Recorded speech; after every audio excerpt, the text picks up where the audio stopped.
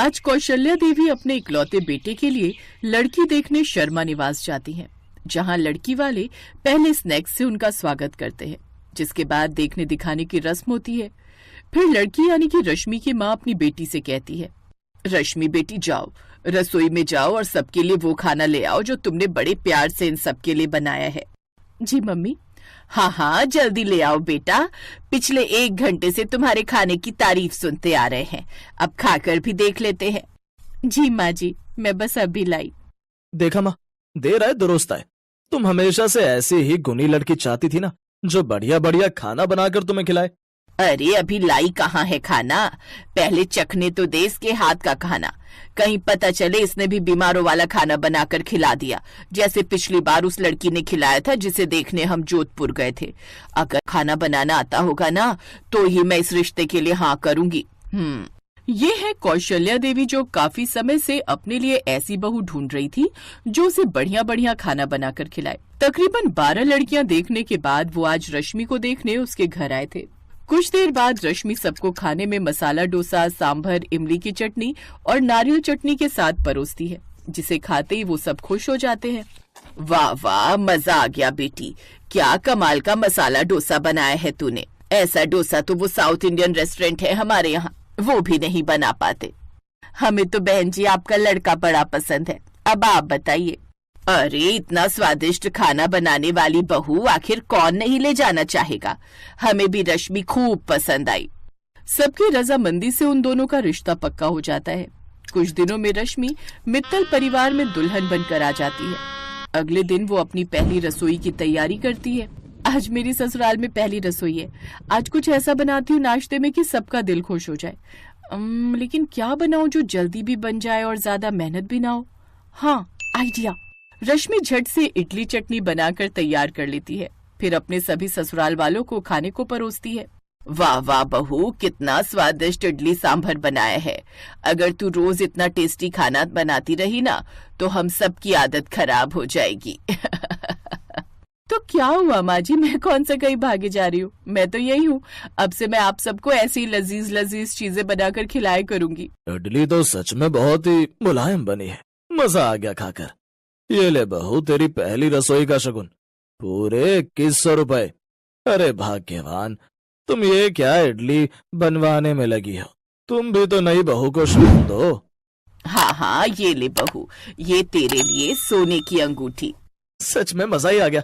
चलो इसी खुशी में मैं आज तुम्हें कहीं बाहर घुमाने ले चलता हूँ। लेकिन रौनक, अभी तो बहू का पहला ही दिन है।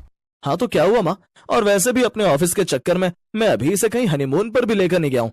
ऊपर से कल मेरे ऑफिस में काम का लोड भी काफी बढ़ जाएगा, इसीलिए आज ही से घुमा लाता हूँ कहीं। अच्छा ठीक है, जाओ। ठीक है, फिर मैं जल्दी से तैयार होकर आती हूँ। और माँ जी, आपके और बाबूजी के लिए ये इडली बच जाएगी तो इन्हें दिन में खा लेना। रश्मि और रौनक फिल्म देखने चले जाते हैं। उधर फोन पर कौशल्या अपनी बहन से नई बहू की तारीफ कर रही थी, जिसके बाद उसकी बहन सुमित्रा कहती है, अरे तुम्हें क्या पता जीजी, ये सब बहुएं ना एक जैसी होती हैं। पहले इडली, फिर डोसा, फिर घी वाली रोटी और आखिर में तो सिर्फ सूखी रोटी। लेकिन मेरी बहू ऐसा नहीं करेगी, देख लेना। ये कहकर कौशल्या फोन रख देती है, लेकिन अपनी बहन की ये बात सुनकर उसके मन में कुछ डर बैठ जाता है।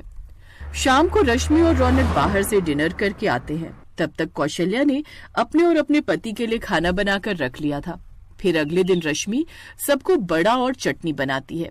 वाह, जब से बहू आई है ये सब आइटम खाने को तो मिल जाते हैं, नहीं तो कौशल्या तो घी की सब्जी, तोरी, दाल ही खिलाती रहती है। हाँ, वो तो सब सेहत के लिए ठीक रहती है बुड्ढो। बहू को आए 2 दिन हुए नहीं कि बीवी की बुराइयां शुरू कर दी। फिर लंच में भी रश्मि सबको वही पैक करके देती है। फिर शाम को खाने में क्या बना रही हो बहू? माँ जी, वो सुबह बड़े ज्यादा बन गए थे तो सब मिलकर वही खा लेंगे। सुबह भी बड़े, दिन के लंच में भी बड़े, और अब रात को फिर बड़े, कुछ ज्यादा नहीं हो गया बड़े बड़े? अरे डोंट वरी, कल मैं आप सबके लिए डोसा बनाऊंगी। अगले दिन सुबह वो सबके लिए डोसा बनाती है। डोसे का नाम सुनकर ही सब खुश हो जाते हैं। सबको यही लगा था कि आज उन्हें बिल्कुल वैसा ही डोसा खाने को मिलेगा जैसा उस दिन उसके घर पर खाया था। डोसे का नाम सुनकर तो मुंह में पानी आ रहा है, अब तो मुझसे रुका नहीं जा रहा। बहुत जल्दी से लाओ अब डोसा। जी बाबूजी, बस 2 मिनट। कुछ ही देर में रश्मि खाने की टेबल पर सबको बिना मसाले के डोसे और चटनी परोसती है। वो जब डोसे को ठीक से देखते हैं तो उसमें मसाला ही नहीं होता है। बिना मसाले का डोसा? हो सकता है वो तुम्हारे डोसे में मसाला डालना भूल गई हो। मैं अपना देखता हूँ। ये देख कौशल्या रश्मि को आवाज लगाती है। रश्मि बहू, जरा यहाँ आना तो। जी माँ जी, मैं अच्छे से जानती हूँ आप सब मेरी तारीफ करेंगे कि मैं बहुत अच्छा डोसा बनाती हूँ। कीजिए कीजिए। अरे तारीफ करने नहीं बुलाया, ये पूछने बुलाया है कि घर में आलू खत्म हो गए थे तो तूने मुझे बताया क्यों नहीं। लेकिन आलू तो है माँ जी घर में। फिर इसमें डालना भूल गई क्या? ये क्या बिना मसाले के डोसा बना डाला? और ऊपर से साथ में सांभर भी नहीं बनाया। अब आप सबको अगर मसाले वाला डोसा खाना है, वो भी सांभर के साथ, तो उसके लिए तो मुझे अपनी माँ को यहाँ बुलाना पड़ेगा, क्योंकि वो क्या है ना, वो सब तो उन्हें बनाना आता है। मुझे तो सिर्फ बिना मसाले का डोसा बनाना आता है और साथ में चटनी। लेकिन जब हम तुझे देखने आए थे तब तो तूने कितना अच्छा सांभर उस मसाले डोसे के साथ बनाया था।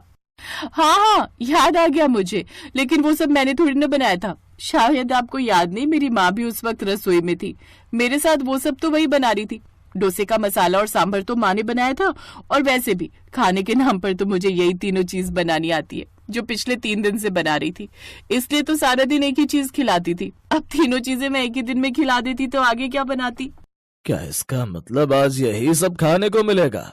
लो कर लो बात। ये सब ना तुम दोनों बाप बेटे की करतूत है, जिन्होंने उस वक्त मेरा दिमाग घुमाया था कि जो डोसा सांभर बना लेती है वो दाल चावल रोटी सब्जी तो बना ही लेती होगी। अब खाओ बिना मसाले का डोसा। तभी अचानक से कौशल्या की बहन सुमित्रा वहाँ आ जाती है। कैसी हो कौशल्या? सुमित्रा तू यहाँ? हाँ, वो इस तरफ किसी काम से आई थी, सोचा तुझसे और नई बहू से मिलती चलूं।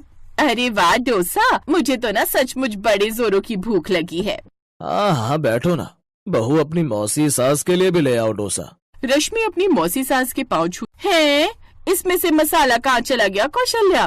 अरे वो क्या है ना, हमारी बहू हमारी सेहत का कुछ ज्यादा ही ध्यान रखती है, इसलिए वो नहीं चाहती कि आलू खाकर सबका मोटापा बढ़े, इसलिए ये डाइटिंग वाला डोसा है।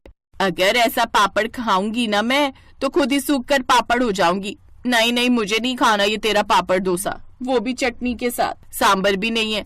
मैं तो चली बाहर ही कुछ खा लूंगी। अब ऐसे ही 20 दिन बीत जाते हैं। एक ही तरह का खाना खा खा कर सबकी हालत खराब हो जाती है, और इससे परेशान होकर कौशल्या अपनी बहू की चुगली अपनी बहन से करती है, जिसे सुनकर सुमित्रा उससे कहती है, अरे तू खुश नसीब है कौशल्या, जो तुझे कम से कम एक वक्त का खाना तो पका पकाया मिल रहा है। अरे जिस दिन से मेरे बेटे अर्जुन की पत्नी आई है ना, उस दिन से मुझे 3 नहीं 4 लोगों का खाना बनाना पड़ता है, क्योंकि उस महारानी को तो कुछ भी बनाना नहीं आता और ना ही वो सीखना चाहती है। अरे तेरी बहू कम से कम बनाना तो चाहती है, और जो चीज इसे बनानी नहीं आती वो सब तू इसे सिखा दे, धीरे धीरे ये सब सीख जाएगी। और इस तरह कौशल्या को अपनी गलती का एहसास होता है और वो अपनी बहू को और भी खाना बनाना सिखा देती है। कुछ दिनों बाद रश्मि सब खाना अच्छे से बनाना सीख जाती है। अब वो अपने ससुराल वालों को तरह तरह का खाना बनाकर परोसती है। अब सब रश्मि के खाने को खुशी खुशी खाते हैं।